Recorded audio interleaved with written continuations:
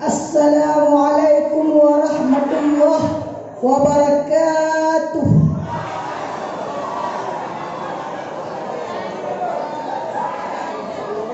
Alhamdulillah.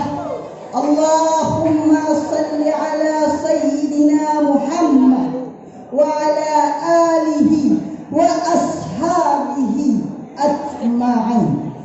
Amma ba'du.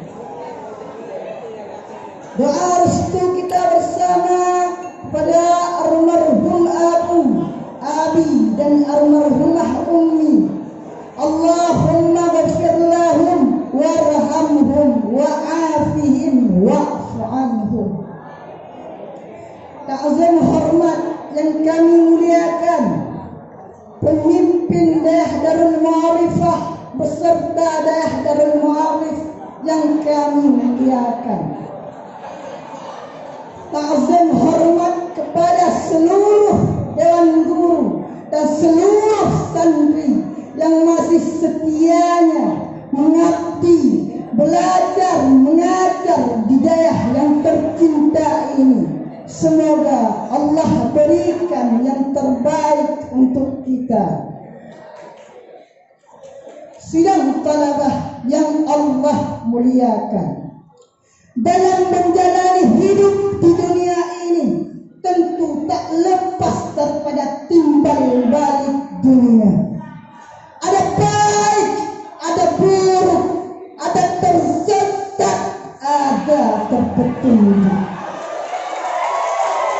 Dan alhamdulillah Allah telah takdirkan kita terlahir daripada orang-orang Islam, terlahir daripada orang-orang yang beriktikad ahli sunnah wal jamaah.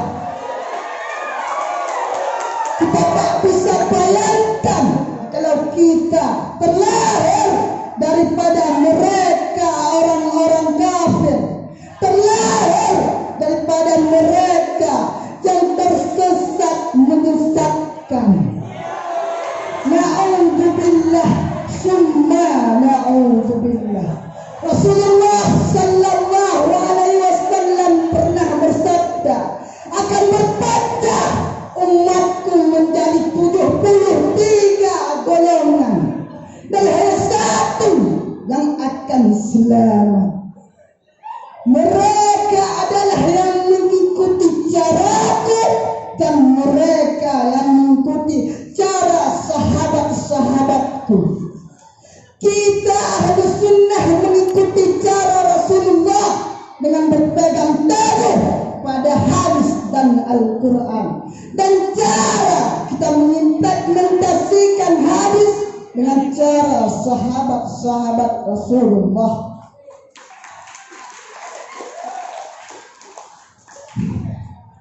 Dan di antara 72 golongan sesat, ada satu yang paling sesat, menyesatkan umat manusia.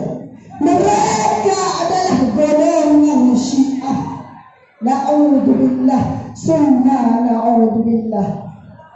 Maka tujuan berniat saya di sini untuk menyampaikan sedikit informasi, sedikit ilmu, karena Rasulullah pernah berpesan, sampaikanlah dariku walau satu ayat.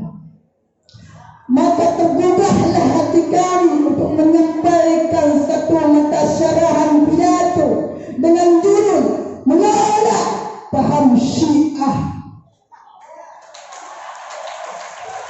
Sidang talabah pecinta ahli sunnah, insya Allah masuk syurga. Kita sering mendengar kata-kata Syiah dan kita tahu kalau Syiah itu sedang di jalan tak benar. Namun ada sebagian orang mengatakan kalau Syiah dan ahli sunnah kan sama. Mungkin orang ini belum tahu bagaimana dikatakan dengan Syiah. Apa perbedaan antara kita dan mereka sehingga mereka dikatakan tersesat, menyesatkan umat manusia. Kata Syekh Ali Jum'ah Mufti Mesir sana, ada 5 perbedaan Syiah dan Ahlus Sunnah yang tak mungkin bisa disatukan. Yang pertama, mereka menambah rukun iman yang ke-7, yaitu wajib beriman kepada imam yang waras.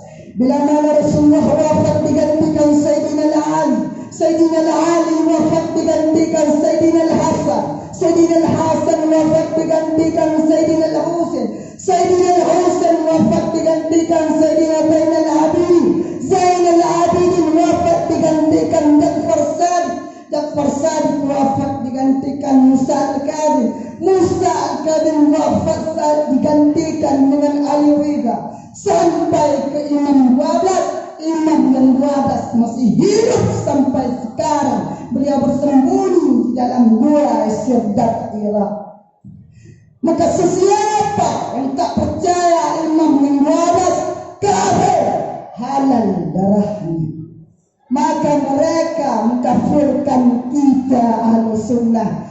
Man kafara kafiran, barang siapa yang mengkafirkan seseorang maka kafirlah dia. Na'udzubillah, summa na'udzubillah.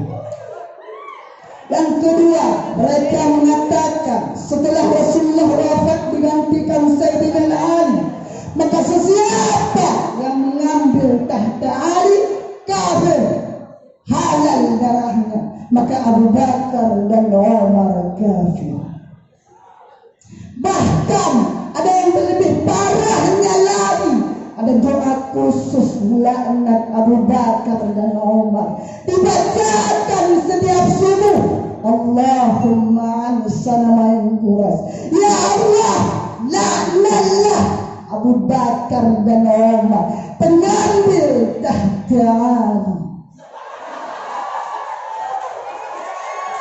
Bahkan lebih daripada itu, lebih parahnya lagi mereka mengkafirkan seluruh sahabat Nabi.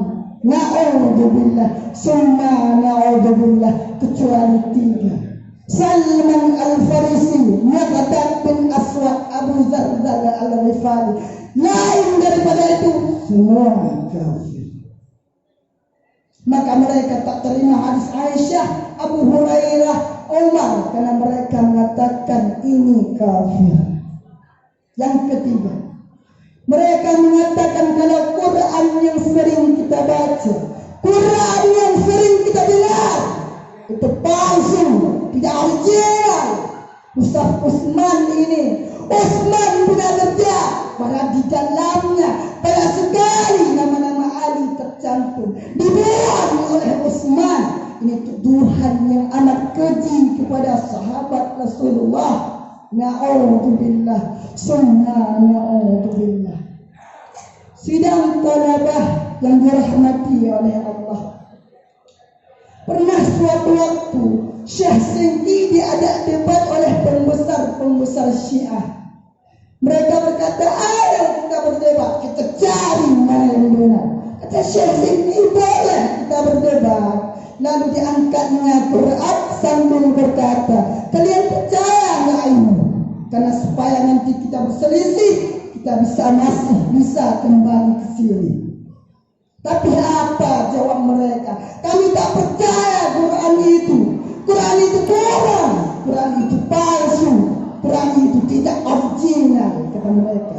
Kata Syekh Sengki, kalau begitu tak payah kita berdebat. Untuk apa? Takkan ada hasilnya nanti. Yang keempat, ada namanya ta'qiyah. Ta'qiyah artinya berlindung. Bila mana di sini yang hadir adalah Syiah, maka dia akan mengatakan Syiah. Bila mana di sini yang hadir Ahlus Sunnah, maka dia akan mengatakan Ahlus Sunnah. Yang kelima, mereka menghalalkan nikah mut'ah. Na'udzubillah, summa na'udzubillah. Sidang talabah, penolak paham Syiah yang Allah muliakan. Dari 5 perbedaan di atas dapat kita tarik kesimpulan yang bahwa kita tak dapat bersatu dengan Syiah. Kita masih bisa bersatu dengan mereka yang berbeda fikih, semacam Imam Syafi'i, Imam Hambali, Imam Maliki, Imam Hanafi. Tapi jika sudah beda akidah, tetap dapat bersatu. Sekali Syiah tetap Syiah, sekali Ahlus Sunnah tetap Ahlus Sunnah. Maka dari itu perlu bagi kita untuk membentengi diri daripada mereka. Mari tingkatkan belajar dan terus belajar. Karena kesuksesan bukan milik orang-orang yang pandai dan cerdas, tapi kesuksesan milik orang-orang yang mau bekerja keras. Jadikan kekuranganmu sebagai tanda menggapai kesuksesan. Ingat, janji Allah takkan pernah mengecewakan. Jika kamu masih merasakan kecewa, berarti ada yang salah dengan imanmu. Sedang talabah yang Allah muliakan, hidup dunia ini tak banyak waktunya. Dunia terkejar, akhirat melayang. Dunia akhirat terkejar, dunia akan duduk bersimpuh di hadapannya. Hanya sekian yang dapat saya sampaikan. Wabillahi taufiq wal hidayah.